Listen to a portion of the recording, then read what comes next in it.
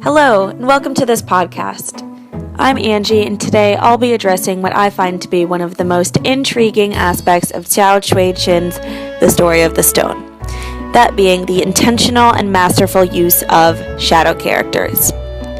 Shadow characters are a literary tool of character development that shows striking similarities or duality between characters.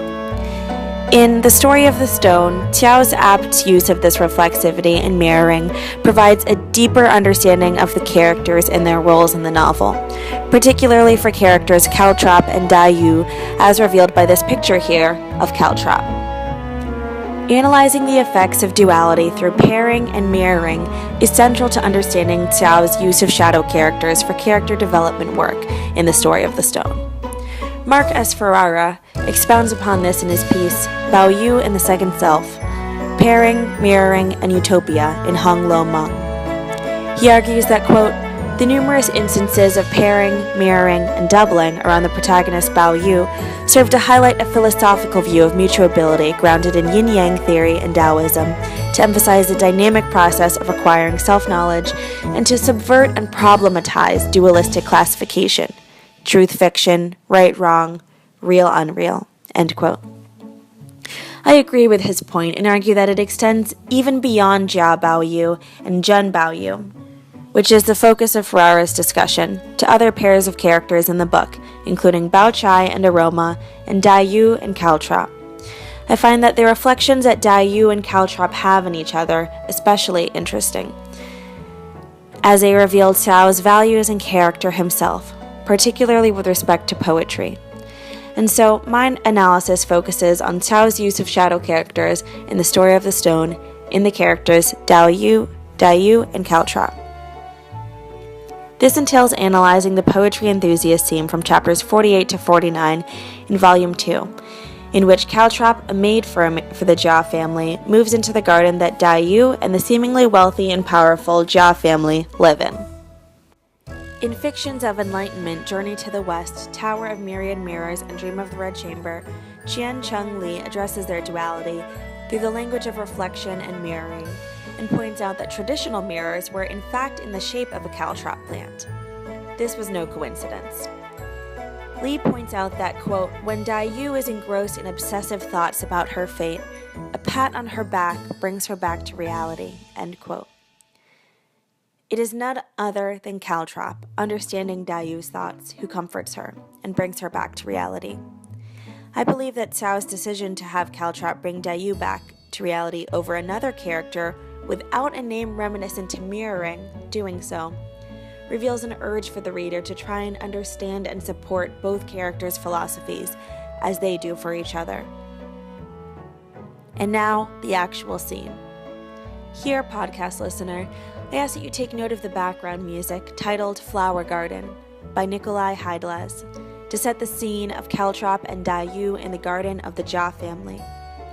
The epithet that opens the chapter reads as the following, quote, the love-deluded one turns his thoughts to trade and travel, and the poetry enthusiast applies herself to making verses, end quote. Before diving into this scene, it can be very easily assumed that the, quote, poetry enthusiast, end quote, who, quote, applies herself to making verses, end quote, that Cao signals to the reader is Daiyu. It is chapter 48 of the second volume, and by this point the reader, as well as everyone in the garden, is well aware of Daiyu's deep love for poetry. However, the reader will soon learn that the, quote, poetry enthusiast, end quote, in this case, is in fact Caltrop, and in fact, still Daiyu, and I'd argue, Cao himself. The reader learns that Caltrop and Daiyu bond in the garden over poetry. Daiyu, in fact, mentors Caltrop. Further, they both deeply value the ideas that lie behind poetry as being genuine, rather than the primary importance of poetry being attributed to language that may be technically good or beautiful, but have shallow ideas. As Daiyu says, quote, if the ideas behind it are genuine, there's no need to embellish the language for the poem to be a good one, end quote. Cao's attention to women and poetry in these chapters especially also show how he values and highlights their voices and talent, as well as this specific understanding of the function of poetry. We also see self-esteem reflected in a dual fashion between Caltrop and Daiyu. When Caltrop moves into the garden to live with Bao Chai and takes on learning to write poetry, we learn that Caltrop is eager to learn, but extremely wary of being misunderstood or not treated fairly, and asks Daiyu to, quote, promise to not get impatient with her, end quote. Others in the garden, like Bao Chai, think that Caltrop, in her, quote, poetry mania, end quote, is beginning to go a bit mad and choose to relentlessly tease and laugh at her. Daiyu, however, sticks up for Caltrop and telling Bao Chai, quote, nonsense. The sage tells us that we should be tireless in teaching others. She came and asked for help. How could I possibly refuse her? End quote. Daiyu understands Caltrop's caution and issues with self-esteem and is delighted to help her express her melancholy that she also experiences through poetry. Their mutuality is undeniable and parallel to many other pairs in the book. Without Caltrop, the reader would have a shallower understanding of Daiyu, of poetry, and of Cao. The same goes for each aspect of this shadow character arrangement. That's all I have for today. Thanks for listening.